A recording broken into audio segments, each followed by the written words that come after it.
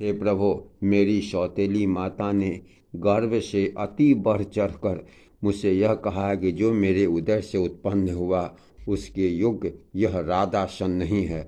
अतः हे प्रभु, आपके प्रसाद से मैं उस उत्तम, सर्वोत्तम एवं अव्यय स्थान को प्राप्त करना चाहता हूँ, तो संपूर्ण विश्व का आधारभूत हो। श्री भगवान बोले, अरे बालक, तूने अपने पूर्व जन्म में भी मुझे संतुष्ट किया था, इसलिए तू जिस स्थान की इच्छा करता है उसे अवश्य प्राप्त करेगा।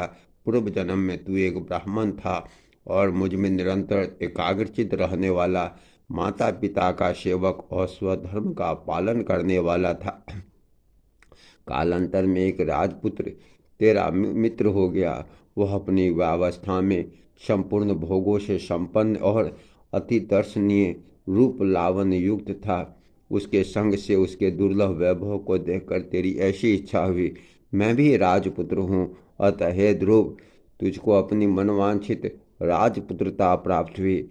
जिन्हें स्वयंभू मनु के कुल में और किसी को स्थान मिलना अति दुर्लभ है, उन्हीं के घर में तूने उत्तानपाद के यहाँ जन्म लिया। अरे बालक, और के लिए यह स्थान कितना भी दुर्लभ हो, परंतु जिसने मुझे संतुष्ट किया है उसके लिए वह अत्यंत तुच्छ है। मेरी आराधना करने से तो मोक्ष पद भी तत्काल प्राप्त हो सकता है, फिर जिसका चित्त निरंतर मुझ ही में लगा हुआ है उसके लिए स्वर्ग आदि लोगों का तो कहना ही क्या।